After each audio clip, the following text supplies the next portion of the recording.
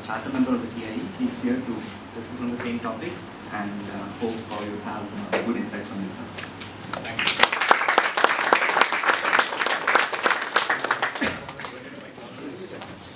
Can you guys hear me? Do I need a mic?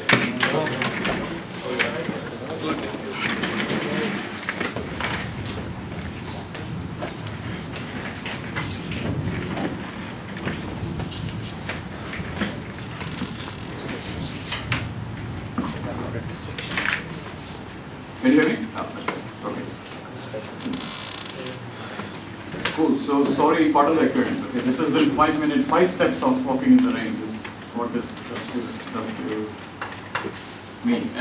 Good to be here. I'm looking forward to talking about this strange topic, which a lot of you must be wondering, what the hell is politics and governance got to do with entrepreneurship. And I've got a few slides, but I'm not going to spend too much time on the slides. I want to talk to you and discuss some ideas I have and explain the link between good governance, politics, and not just entrepreneurship, but business in general. Okay? So, but to set the context, I wanted to share a few slides. And in case you are wondering, why am I talking about politics? At that particular point, you will face it. I think so, yeah. Man, that means I have to stand like this, okay. Alright, I had to avoid that point. There's something wrong with that, okay. Alright, you can see me all at the end, okay. So if you're wondering why am I talking about politics, governance, and what qualifies me to talk about politics and governance, actually there's nothing that qualifies me except for a very strange background. And what's that strange background? I did engineering. It was a mistake, and I suppose a lot of you probably feel the same way. I hope not too many, okay. So that was a mistake, and then I did something which was kind of a mistake, but not, it's an essay kind of, because I had a lot of fun while going through that mistake. So I joined the civil service, MBA from London Business School many years ago, and I spent the last 9 years in venture capital, early stage technology investing. Okay, I resigned my job in 2008, where I was working in London as a partner in a VC firm, to spend time on political activism. So today I spend more than half my time on these things, these issues, politics and governance, and you'll see what I mean when I speak about that. And I consult a day or two a week to startups. I'm also a personal investor in several startups, and so I think I know a little bit about entrepreneurship. Although I'm not an entrepreneur myself, I'm too scared to be one. Those of you, how many of you have worked in startups or have started one company of your own or firm of your own? Okay, that's quite a few, fantastic. And at least some of you probably dream of starting a company of your own at some point. Okay, maybe not this year, next year, but at some point. Do you think good governance matters in starting up? Do you think it has any impact? And if it does, just give me quickly, anyone, what kind of impact? I mean, how does it matter? How does governance impact a startup? Or starting up, let's say. If you're starting up something, are you really bothered about good governance? I mean, did Mark Zuckerberg think about good governance when he started Facebook? Probably not, right? Yeah. So you think it wouldn't matter? No, it matters. How does it matter? It's like when you start up, you have to register the company. So there are setup rules also. So those are not easy to follow. There are a lot of traps in that also. Right. So again, then there comes the taxing policy. So when you register a private limited or something else, then you have taxation also. So there are a lot of indirect ways that influence us. Yes. So those are the traps. So that it does matter. Yeah, it does okay, matter. so in very simple business terms, okay, you guys are all students of management. So I wanted to focus on not the jargon, but let's talk simple business. Okay, so in very simple terms, what do you think it does? I'm guessing that it increases the costs. Yeah. Right, of starting up, and it also probably increases the time. Do you think so? Yes. Right? Sorry? And the productivity. And yeah, it decreases productivity. No, I think it increases the productivity. It increases. Good governance or bad governance? Good governance. Oh, good, of course, yeah. Sorry, bad governance. You're right. We are talking of India, which is probably not quite good governance. So this is what it does in India. I guess most of you will agree. Okay? Because of cumbersome rules, as you said rightly, that you have to follow X number of rules and apply this and that and etc. etc. So you spend more time and you spend more money. And in most advanced economies, certainly in the US and UK where a personal experience, it would cost you less than $100 to set up a company and probably 1 or 2 days. Literally, sometimes you can get it in and out. The process is very straightforward, and it should be straightforward. There's nothing technical about starting a company. Now I want you to guess, but I don't want you to tell me right now. I'll ask you at the end, and I will tell you what the answer is at the end. But please think a minute. I don't want to put any ideas in your head, but I'll be keen to hear what the range is of that guess, of how long does it take in India, and also might as well make a guess on how much it costs. And those of you who have started a firm of your own, sorry. 6 months.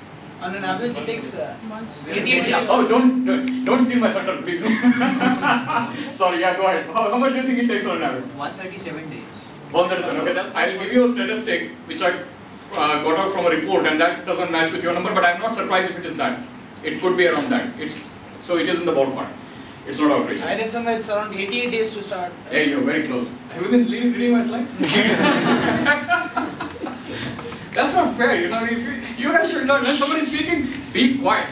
Don't speak up. Haven't they taught you this? And don't raise your hand. Man, what happened to all the good education system? You guys are not supposed to ask questions, okay? You are just sitting there like dumb robots, and then at the end you say, thank you, everyone gets up and meeting. It's very close to that. Okay, so it does matter. So it matters in starting up. It also matters in terms of, day-to-day operational costs.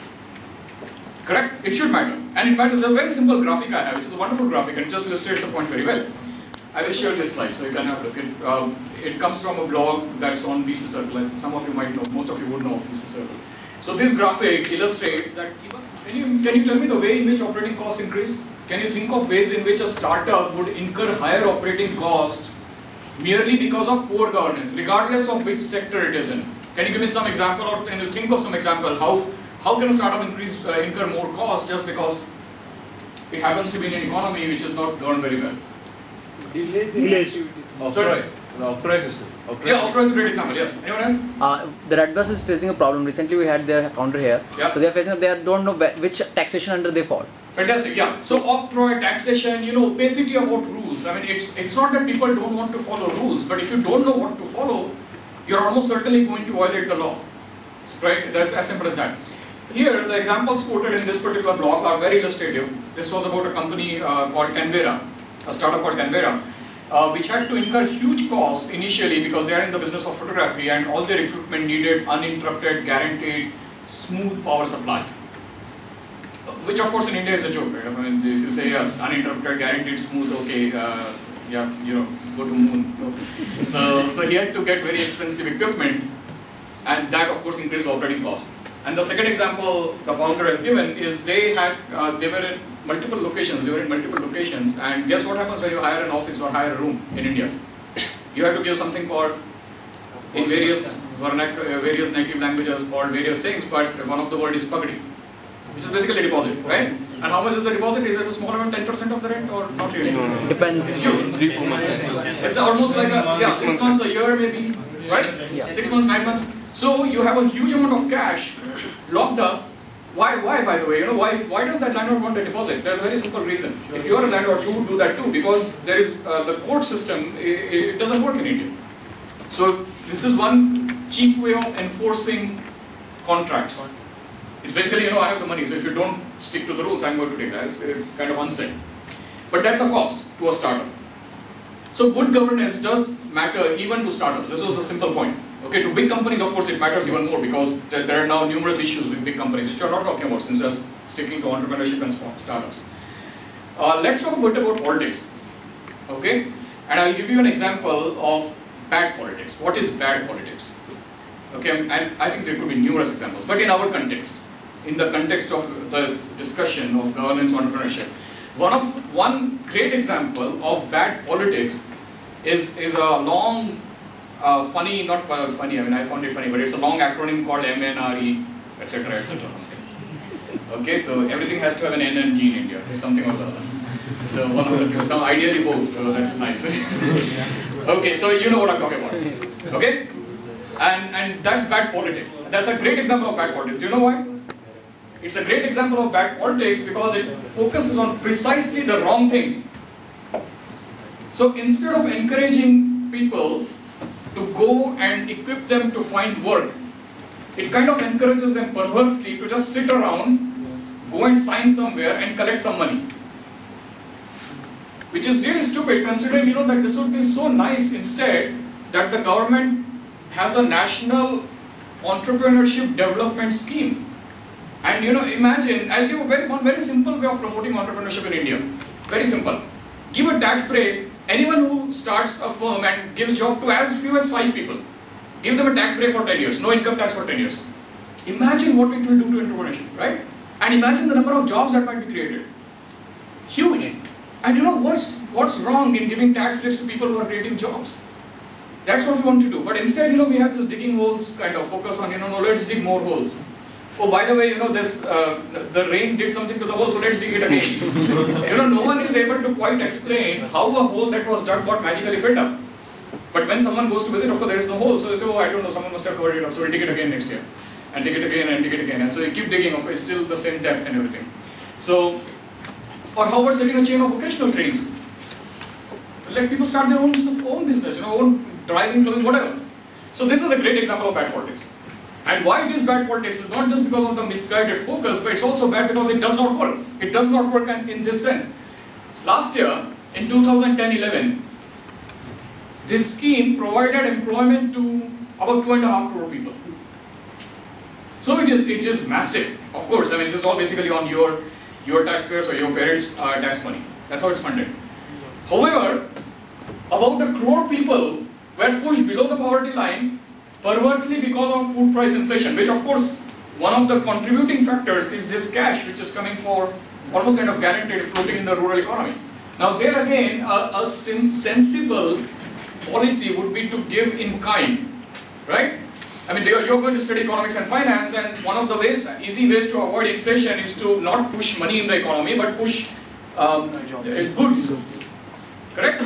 So it's a crude way, but it works. It probably would have worked better than just giving people money and then contributing to food price, which actually makes them poorer. So really stupid. You can think of how stupid it is. And you sometimes wonder who thought of these things, and what were they thinking? Now you can guess what were they thinking. They were of course not thinking about good economics at all. They were thinking about something else. They were thinking what I call in my words, they were thinking about the politics of poverty and how to exploit it. Okay, I'm going to make a very controversial but very bold statement. I really believe it. There are politicians and leaders in our system, unfortunately today, who have a vested interest in keeping people poor. So this is a very bold and controversial statement, but I'm willing to substantiate it when we have a discussion. And that's where the politics of poverty comes in. It's actually good in certain political plans that people have or strategies that people are deliberately kept poor. And so, give them dole instead of training them. Make sure that they don't somehow, never come out of that. Or if they do, they still barely are able to survive. Why? Because the system that's being perpetuated or the culture that's being perpetuated is a culture of entitlement. Okay, my Gav Sarkar, someone will take care of us. But perversely, this is what happens. People then tend to become, instead of self-reliant, they tend to become dependent. And that's precisely what you don't want if you want to promote a culture of entrepreneurship or development. Okay? And of course, no country ever became rich that way.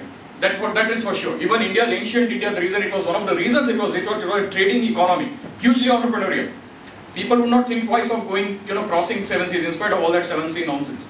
You had trading across the seas, on all directions, not just west, east. So, hugely entrepreneurial society. Of course, during the intervening periods, we managed to kill it completely. Now I'll share another fun example. So, we were talking earlier about how long it takes and so on. So, I got 2 really amazing examples, and I've just picked up 2. I'm sure all of you have your own personal examples of how awful the situation is to start a business. The first example, and before I go to the next slide, I'll just give you some context. How many of you guys have heard of an entrepreneur called Sandeep Kohli?